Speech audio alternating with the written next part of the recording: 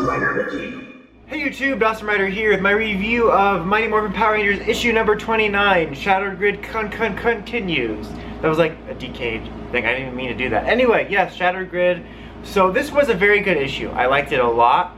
I feel like in the immediate, like after it coming out, it was a bit overhyped, which I'll get to in a second. But this was a good issue. Let's go over what was in it. First of all, paper pages. No, unless you read it digitally. Then virtual pages, you imagine with your mind. No, anyway, I'm so distracted. Anyway. I said anyway like 5 million times. So, one of the opening scenes is actually like a prison scene, like it's Prison Break. Schofield's there, he's got the tattoos, they're Power Rangers themed. No, I'm just kidding, distracted again. But it's TJ and Kelsey, and it's really funny because I actually had to go back and reread it because I was like, who is that? I should have recognized it based on the clothing, because Lightspeed Rescue had that classic, everyone's got the same clothing bit. But it's Kelsey. For some reason I thought it was Jen. I'm like, did she get captured last issue and I forgot? But no, it's TJ and Kelsey. That's going to be the new spin-off series. Just kidding. Hopefully not. Hopefully just TJ. I'm not really a Kelsey fan. Maybe the comics one's better. Anyway.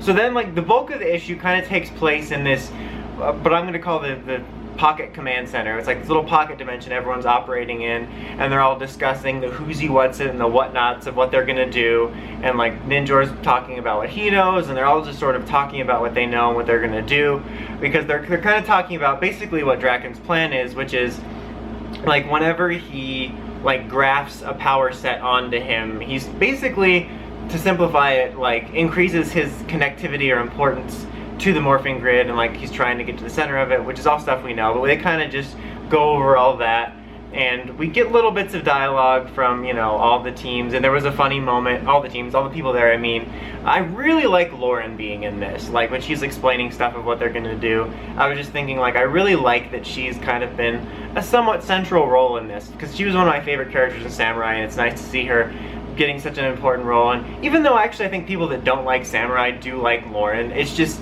I appreciate that they weren't just like, okay, let's list all the fan favorite seasons and then not do anything with the least favorite, like, groupthink ones. Like, they could have easily been like, ha, everyone loves Time Force, let's just Time Force. Then we did do Time Force. And everyone hates Samurai, but I like that we have some sort of representation from all the walks of Ranger life. But anyway, there was a nice little funny moment, I thought, with RJ, where he's like, hey, talking around this, like, area reminds me of a movie. Star Wars, obviously, unless it was something else also. But it was, like, I think RJ's only dialogue so far, but I appreciated it. That's the little things I appreciate, which is something I'll get into later. And then there's a sudden arrival. Dun dun dun. Not really like dun dun dun, more like dun dun dun. This is like happier, because like Andros and I think it was Leo arrived, because they like sent out a distress beacon and stuff, which comes into play later. I don't remember if Andros and stuff arrived because of it or just in spite of it, but anyway. But Andros arrived, and it was interesting because I didn't even think about this, because, you know, the Ranger teams that we're teaming up with and visiting are not like not all of them take place like after the series. Like I think Samurai's does, but some of them are just pulled from straight up the middle of the series, like the alternate versions of the series, like the comic version. They're like the same but different. But anyway, like, so this In Space Andros is an Andros before he found Corone. Like, not just before Astronema became Corone, but before they even found Corone, which is super interesting because Corone's there. So at first I was like, because he mentioned something like, oh, I have to get TJ back, like, I don't want to lose any more family or something like that, and Corone's like, and I was like, no, don't say anything, you're going to ruin the causality in the time stream. I'm like, wait a second, that doesn't matter, because the time stream's like, so it doesn't even matter. So, so he basically, it was an interesting scene I honestly never thought about seeing, which is Andros finding Corone not as Astronema, but as a Power Ranger, and so he doesn't know the in-between, you know, unless there's a scene in between the panels we didn't see where she explains everything. But so as far as he knows, like at some point in the future, at some point in the Corone, future is found, but in the future Corone is found. It was a really nice little moment that, again, like, it just was a scenario I never thought about. Like, Andros, before Corone was even close to being found, finding and meeting future Corone as Pink Ranger, not knowing anything about Astronema. It was neat and just really, really cool. And then Grace is there from, you know, the 1969 storyline, and there's a nice scene with her and Jason where they kind of talk about, you know, making wrong decisions for the right reasons. It's a really nice moment just because I love the Jason's character arc, one of his character arcs of like really feeling the weight of the Red Ranger helmet, and like Grace kind of understands that, even though it was only a one and done. I said that once. But I liked that, and then it's revealed, at least in this continuity, that she's the one that initially built Terra Venture, which was really cool, because they're like, oh, we sent out this beacon for all these Rangers, how are we going to fit them all inside of us? And she's like, I got some that'll fit us inside of us. That's what she said, literally. Not literally the lines, but I mean the context. Anyway, God, I'm so distracted. So she built basically the early version of Terra Venture, and Crone's like, oh, that's Terra Venture, it's going to be our home. And she's like, well, I call it Promethea. But no, that's not how she said it, but that's like the code name or whatever. So that was a really cool, like that's the thing I'm here for. For me, Shattered Grid is about the character interactions and the lore bits. Like, this is a tiny bit of lore that, like, now, I mean, sure, it's a different continuity, but it's not going to hurt you to rewatch Lost Galaxy and think, hey, the 1969 Red Ranger made this, you know? That's just cool. I love stuff like that. So that happened. There was some stuff in the coinless world with a little bit of the fallout of finding out Skull was a spy, and we got to see the other side of the conversation. Well, not the other side. It was the same conversation, but we got to see how Draken contacted Ranger Slayer. If you're not reading Go-Go Power Rangers, Ranger Slayer's stories over there, so hopefully you're reading it to get the whole experience. But so we got to see the flip side of that, of like how he contacted her and what he said afterwards, which was neat. I was actually kind of hoping it would just be like the beginning and end of it and then other stuff instead of having to reread it. But I guess for people that don't read Go-Go, but regardless, it was kind of neat to see. And then Draken's, you know, kind of hurting a little bit from all the, he's got like greeny veins from all the morphing grid fusing and stuff like that. And then the last couple panels were really neat. When the distress beacon, or whatever, the call beacon, call to action, was successful and everyone arrives. So there's this really neat scene or panel of the Rangers all looking up to the sky, and you see all of these like dozens of Ranger like teleporty streaks. And honestly, when I first saw the panel, I heard the Arrival on Earth music from the Transformers movies. Like, say what you want about the movies, but the score was fantastic.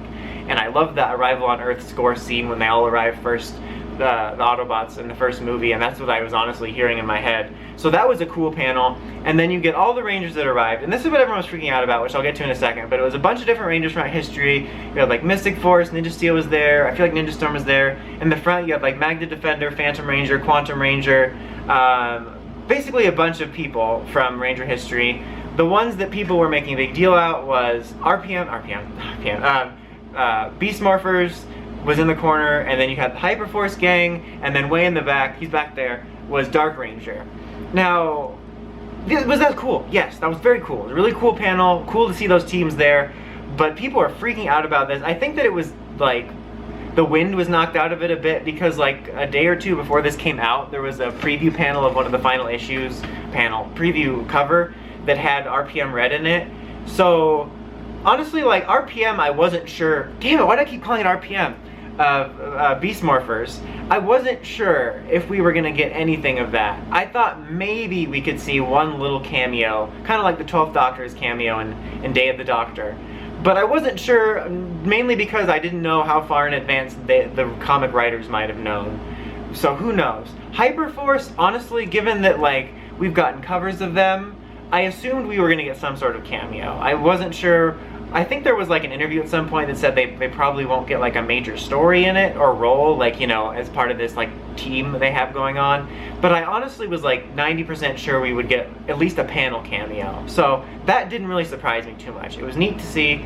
And Dark Ranger, I think the wind was knocked out of that a bit by the announcement if he's going to be a part of this new team.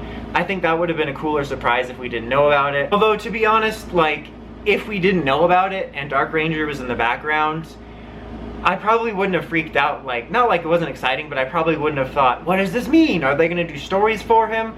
I honestly would have thought it was just a neat little nod. Because, like, they do all kinds of neat little things in the comics that are little nods or lore bits that are clearly for us hardcore fans that have been following it for a long time. And had I not known about Beyond the Grid, I would have just assumed Dark Ranger's appearance was like a cool little, you know, gift for us and not necessarily meaning anything. Of course I would have been dead wrong, but just I think some of the punch was knocked out of it from pre-announcements and stuff. And for me, like, the exciting stuff, or the stuff that I've enjoyed most about this arc, is the little character moments like the Cronin Andros thing, or the little bits of lore like the Morphin Masters or the Terraventure stuff, and I care about that stuff way more than, oh my god, they're standing next to each other, because it's like, it's even less exciting because they're not real, they're just like drawings, it's not even like real actors interacting, like, so that's cool. Like, I appreciate the good panels, I think they look cool, but the little moments is what I'm excited about. But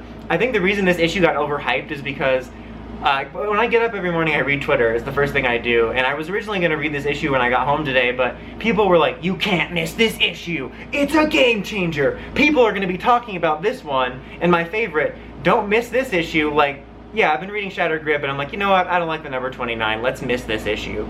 But so it was like, oh man, there must be something big, like, that I got to see right away. And like, so I think the two major things were this panel here where you saw Hyperforce and Beast Morphers, and then the last panel, which was Zordon going to Rita for help or to possibly team up with in some way, because he's like, I might need to work with her. And so, like, yeah, that was cool.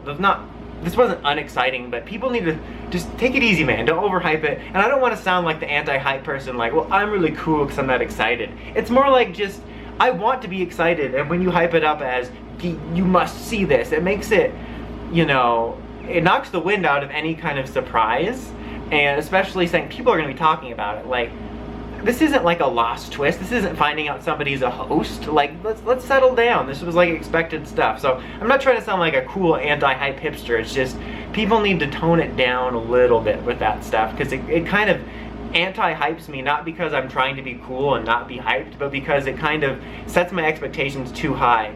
It was the same thing with 25 when Tommy got killed. People were like, oh my god, and then like, the worst part was like, they hyped the panel as something that everybody needed to watch, meaning like people that were there and people on the internet, and then they're like, just kidding, only these 30 people can know and you can't tell anybody. And then so like, by the time I got to the twist, I was like, oh, that was it? Like, anyway, that's like a rant about anti-hype, but it was still a very good issue. Lots of really cool, like, lore moments, character moments. It was cool to see all those Rangers at the end. You very much get a, like, penultimate episode vibe from this. And also, it was cool to see Rita at the end. Honestly, I was not curious where she was. Like, it makes sense that she would have some sort of importance because, you know, she was involved with bringing Draken to us initially. But honestly, I personally thought nothing of her not being around, just because very often in crossover events of any sort, the main antagonist is sometimes set aside. So I didn't think about it, which, given her importance to Draken's storyline in multiple timelines, I guess I should have thought about it more. But so it was kind of more like a, oh yeah, I forgot about her, not a didn't mean that to happen. Bokisha. But anyway, I've rambled on long enough. Solid issue, really enjoyed it. I'd give it an 8.7. I'm looking forward to the end of Shattered Grid. I'm definitely sad that it's ending, but given what we know, like, Beyond the Grid's coming next, I think we're gonna get some storytelling on the same level in terms of lore and stuff, which I'm really excited about. Anyway, that's about it. Until next time, don't forget to like, comment, subscribe, and climb the steps and ring the bell to get more crazy videos and rants. Dawson Rider, signing out.